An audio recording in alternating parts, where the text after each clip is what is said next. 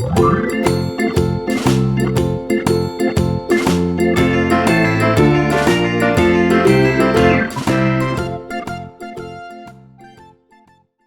aí, tá tudo beleza com você? Eu sou Alex Soares e esse é o canal Tudo de Bom, o seu suprimento nerd. Nesse vídeo nós vamos falar sobre o capítulo 3 da minissérie O Relógio do Juízo Final, da Panini, que é a versão brasileira da série Doomsday Clock da DC Comics. E antes que algum de vocês resolva me matar, eu já vou avisando que vai ter spoiler do capítulo 3, ok? E antes da gente começar, deixa aquele like bacana para fortalecer o nosso trabalho, se inscreve aqui no nosso canal se você ainda não for inscrito. Ativa o sininho para ficar por dentro de tudo que tá rolando, não perder nenhum vídeo. Se inscreve também nas nossas redes sociais, porque isso é muito importante.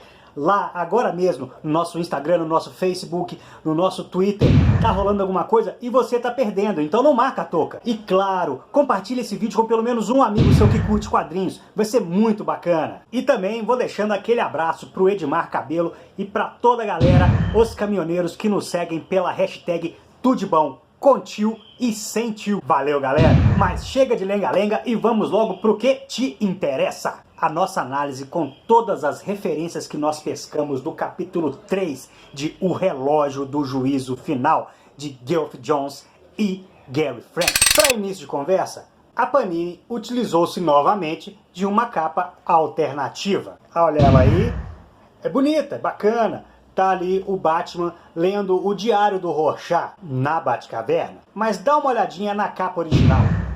Ela é o primeiro quadrinho da história, como as capas anteriores. E nela nós temos uma garrafa de gin da marca White sendo quebrada. Nos quadrinhos seguintes, nós vemos que esta é uma sequência em flashback da luta entre o Ozymandias e o comediante. Na verdade, em suas identidades civis, né? Edward Blake e o Adrian Veidt. Eu não preciso dizer que o traço do Gary Frank tá ótimo, mesmo ele emulando um pouco o traço do Dave Gibbons. Juntando-se a isso a utilização da paleta de cores da série original e acrescentando também os processos modernos de colorização, a experiência fica muito bacana, espetacular.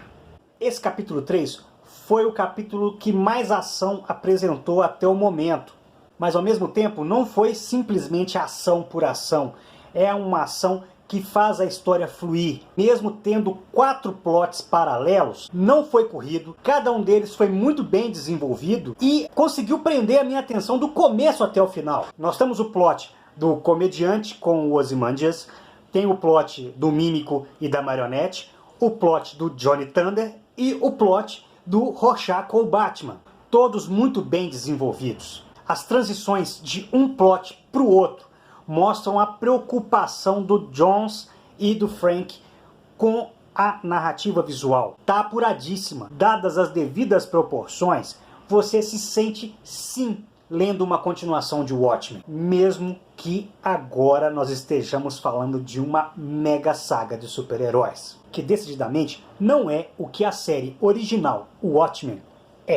Apesar de os plots terem sido apresentados intercalados no capítulo, eu vou falar sobre cada um independentemente, para ficar mais fácil o entendimento. Como o plot do Ozymandias com o comediante é o que abre a história, eu vou começar por ele. Como eu disse antes, a história abriu com esse flashback da luta do Ozymandias com o comediante. Por algum motivo, o Dr. Manhattan resgatou o comediante antes que ele atingisse o chão e transportou ele para a Terra Zero do multiverso DC. Lá ele caiu no mar, na Baía de Metrópolis. A gente sabe disso porque quando ele olha para a cidade, ele vê a torre da LexCorp. Aí vem a pergunta, por que o Dr. Manhattan salvou o comediante? Como isso vai impactar a série original, já que o corpo dele não espatifou no chão? Ou o Dr. Manhattan, ao salvar o comediante, criou um clone dele, que foi o que se espatifou no chão. Não sei se alguém mais já falou isso, mas eu pensei nisso aqui agora. E qual é o motivo do comediante estar ali? Por que o Dr. Manhattan trouxe ele? Para usar ele como um as na manga contra o Ozymandias? Porque o comediante ia estar sangue no zóio e ia partir para cima do Adrian Veidt querendo pegar ele de qualquer jeito? É muito interessante a forma como o Geoff Johns e o Gary Frank fazem um efeito de espelhamento da luta da série original.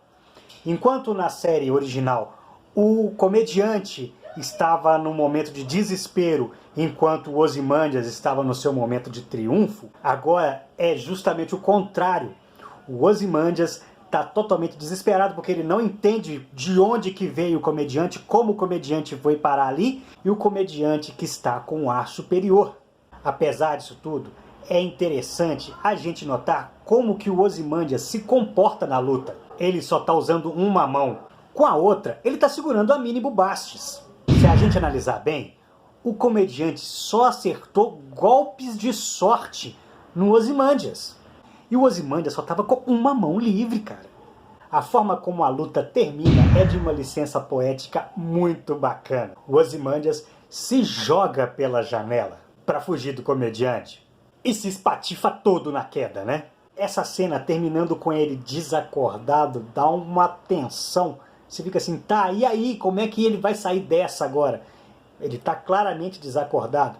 E mais na frente a gente fica sabendo que ele foi desacordado para o hospital e levou a culpa pelo atentado ao Lex Luthor. Ou seja, o comediante tá livre, meu amigo. Tá por aí e pode vir atrás do Adrian Veidt a qualquer momento, em qualquer lugar. Esse plot nos deixa algumas perguntas. 1.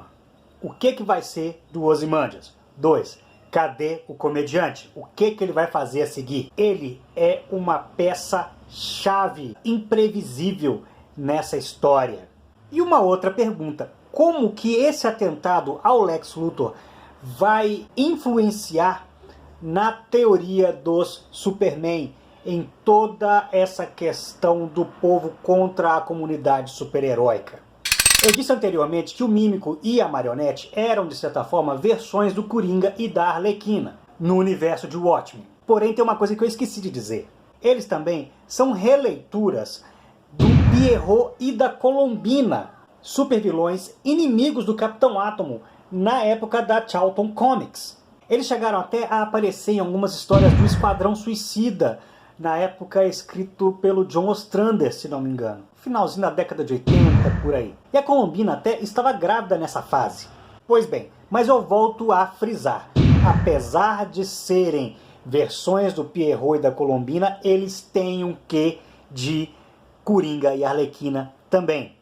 Eu disse no vídeo do capítulo 2 que eles tinham caído naquele parque de diversões que o Coringa utiliza na história A Piada Mortal. Nessa cena do parque, o Geoff Johns ele usa um pouco de metalinguagem. Quando a Marionete está falando do Rorschach, aparece um homem com cara de cão. E quando ela fala do Ozymandias, aparece aquele macaco vestido com um fraque, ou smoking, sei lá. Aquela roupa chique.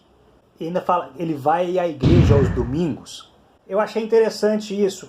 Isso remete àquela frase do Dr. Manhattan no final da série original com o Ozymandias. Você, Adrian, é só um homem. Mesmo o homem mais inteligente do mundo não significa mais pra mim do que o cupim mais inteligente do mundo. Aí eu fiquei com aquela coisa, né, de inteligência, evolução, Darwin. Aí eu fiquei, aquele macaco ali tá representando o Adrian Veidt, enquanto que o homem com cara de cão tá representando o Rorschach, o cachorrinho do Adrian Veidt. Mesmo que a contragosto, mas ainda assim o cachorrinho do Adrian Veidt. E quando eles falam, até parece que a piada está em nós, aparece o palhaço de A Piada Mortal, conforme eu tinha dito no capítulo 2. O Mímico e a Marionete, eles se mostram realmente dois personagens muito bacanas para serem explorados. Mesmo o Mímico sendo mudo, as expressões faciais dele, a forma como ele interage com a Marionete, transformam ele num personagem muito bacana.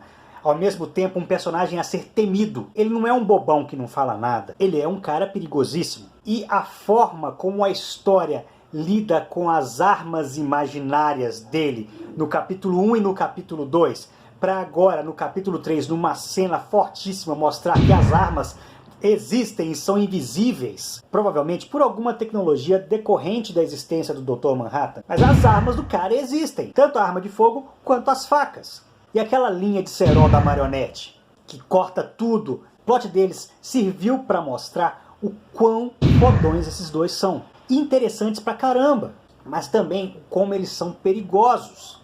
Tudo leva a crer que eles vão se encontrar com o Coringa. Eles, apesar de serem loucos, são o oposto da loucura do Coringa. O Coringa é brincalhão, tudo pra ele é uma piada. Mortal, mas ainda assim uma piada. Eles já são sérios. Tem um certo humorzinho negro ali, mas tudo com eles soa muito mais sério. Então o que vai rolar se eles se encontrarem com o Coringa? Eu só fico mais e mais ansioso com as coisas que podem rolar dessa história. Então nós chegamos ao plot triste da história. Não confundir com plot twist. Que é a sequência do Johnny Thunder no asilo para idosos. Nós temos a tristeza do Johnny Thunder. Ele está aguardando a visita da filha e do neto, porém eles não chegam. E você vê a tristeza dele olhando pela janela, esperando os dois. Paralelamente, durante essa sequência, nós temos na TV um filme antigo de um personagem chamado Nathaniel Dusk. E esse personagem está lamentando que ele está sozinho. Ele perdeu a noiva, perdeu os filhos. Traça aí um paralelo com a história do Johnny Thunder. Tá, mas quem é Johnny Thunder? Johnny Thunder é um personagem clássico da Sociedade da Justiça da América. Ele tinha um raio mágico de estimação. Só que a Sociedade da Justiça não existe nesta Terra. Ela foi apagada da existência com os Novos 52. Mas aquele é o Johnny Thunder. E aí vem a outra curiosidade. O filme do Nathaniel Dusk foi roteirizado por John Law. Mas eu só vou dizer quem é o John Law no final, quando eu for falar dos apêndices. E é muito interessante. Essa sequência, além de ser a sequência mais triste da história, também é a sequência que mais nos situa na realidade mundial, que melhor nos situa no cenário político mundial. Isso porque o Geoff Johns malandramente inseriu todo o background da história na forma de notícias na TV. Então nós temos um pequeno aprofundamento na polêmica teoria do Superman. 97% dos super-heróis do mundo são americanos. Para os outros países, essa teoria não é uma teoria nada confortável. E são citados alguns países reais e um deles que é fictício, que é o Kurak. Não sei como é que pronuncia, que é o país natal do Adão Negro, hein? Um outro motivo que torna essa sequência interessante é a referência à obra Watchmen, por causa da metalinguagem utilizada. Em Watchmen, nós tínhamos os Contos do Cargueiro Negro, o gibi que o jovem Bernard lia na banca do velho Bernard. E a história em quadrinhos ia crescendo, caminhando em paralelo com a história propriamente dita. Geoff Johns está se propondo a utilizar esse recurso narrativo com essa história. Outra coisa interessante é que ele cita que ele é interpretado por um ator, Carver Coleman. E nessa sequência nós ainda temos a menção de 3 pessoas, Theodore Roosevelt, Frank Rock e Joe DiMaggio. Theodore Roosevelt e Frank Rock eu vou falar mais na frente. Quanto ao Joe DiMaggio, basta dizer que ele é um jogador de beisebol que realmente existiu. Mas voltando ao Johnny Thunder, a gente vê como ele está sozinho. Ele não tem mais a Sociedade da Justiça e não tem a família dele. Ele está abandonado pelos amigos e pela família. Igual o personagem Nathaniel Dusk, interpretado pelo Carver Coleman. Sobre o Carver Coleman e o Nathaniel Dusk também eu vou falar nos apêndices. Chegamos no plot que, de certa forma, era o mais aguardado por alguns. O encontro entre o Batman e o Rorschach. É um plot muito interessante. A química entre os dois é bacana. E a gente percebe a questão do Rorschach. A gente vê que ele é um personagem um pouco confuso. Bem diferente do Rorschach original, como eu já disse antes. Eu ainda não entendi se ele está ali para ser uma espécie de alívio cômico, meio de humor negro, um alívio cômico forçado, e essa coisa de ele ficar falando as frases quebradas. Apesar de termos algumas coisas sobre ele nesse capítulo, ele acaba sendo o personagem que menos é desenvolvido nessa história. Nós descobrimos que ele estava em Nova York durante o acontecimento no final da série original. E nós vemos também que ele não gosta do Adrian Veidt, mas por algum motivo ele está trabalhando com ele. Qual seria esse motivo? Uma coisa que me deixa encucado. Qual o caminho que o Diário do Rorschach original fez até chegar nas mãos desse novo Rorschach. Isso só aumenta a minha suspeita de que o Seymour foi morto a mando do Ozymandias, ou pelo próprio Ozymandias. O novo Rorschach estava dirigindo um carro elétrico quando ele viu o monstro. Talvez porque ele estava dentro de um carro elétrico na hora que o monstro foi teletransportado para o centro de Nova York, ele tenha tido esse trauma de carros elétricos. E é importante frisar que ele estava dirigindo um carro da marca Veit. Nesse flashback de Nova York, nós percebemos que o Rorschach formulava frases perfeitamente. Ele não fazia frases quebradas. Ele ficou assim após o evento. Isso foi tão perturbador que a gente vê como ele se comporta no chuveiro, onde ele arranca sangue enquanto ele toma banho. Isso só reforça que esse cara não é normal. Ao mesmo tempo, é interessante a análise que ele faz do Batman, né? Uma pessoa que coleciona esse tanto de coisa não é uma pessoa realmente muito sã. Aquela coisa que todo fã está cansado de saber. O Batman não é realmente uma pessoa sã. A forma como a mente dele funciona, a paranoia, as salvaguardas. Talvez só um louco para reconhecer outro louco. Foi isso que o Rorschach fez. Tá, mas aí o Batman vira pro Rorschach e diz que encontrou o Dr. Manhattan ao fazer uma varredura em busca de anomalias temporais. Eu confesso que na hora que ele falou isso eu fiquei meio assim, pô, vão usar esse artifíciozinho ridículo? Um tecnobagulho qualquer que identifica a coisa que eles estão precisando identificar? E qual não foi a minha surpresa? Que tal aparato não existia. O Batman enganou o Rorschach. Eu achei muito bacana a referência a Alice no País das Maravilhas dentro da cela, né? Todos nós somos loucos aqui. Será que o Chapeleiro Louco já ficou preso nessa cela anteriormente? Porque essa frase é uma das coisas que o gato fala para Alice. Na minha opinião, a natureza paranoica do Batman não iria deixar ele pura e simplesmente abandonar a narrativa do Rorschach. Ele iria investigar isso, na minha opinião. Mas também a natureza solitária do Batman e o Batman, como eu disse antes, só um louco para perceber outro louco, percebeu que o Rorschach também não é são. Por isso prendeu ele ali onde ele não iria causar dano algum. Nem para ele mesmo, nem para os outros. E assim, o Batman pode investigar a história dele a fundo sem qualquer dor de cabeça. É a minha teoria. Mas também ele pode simplesmente falar, esse cara é doido, essa história dele não tem pé nem cabeça, eu vou prender ele aqui, tchau pra você. Pode ser isso também. Mas é inegável que esse gancho foi tudo de bom. E aí nós chegamos aos apêndices. E esse apêndice está recheado de referências. Uma revista de fofocas dos anos 50. E ela foi publicada pouco após a morte de Carver Coleman. Carver Coleman e Nathaniel Dusk trazem uma série de curiosidades muito, mas muito interessantes. A matéria sobre o Carver Coleman é assinada por Hedda Hopper. Ela foi uma colunista de fofocas que realmente existiu. O diretor do filme é uma pessoa real. O estúdio dos irmãos Werner é o mesmo estúdio onde o Demônio Azul trabalhava. A morte do Carver Coleman, eu não sei se traça um paralelo com a morte de George Reeves, que interpretou o Superman nos anos 50. A morte de George Reeves até hoje está envolta em mistério. Não sei se procede, mas esse paralelo me veio à cabeça. Nessa matéria sobre o Carver Coleman, aparece o nome de mais duas pessoas vítimas de assassinato.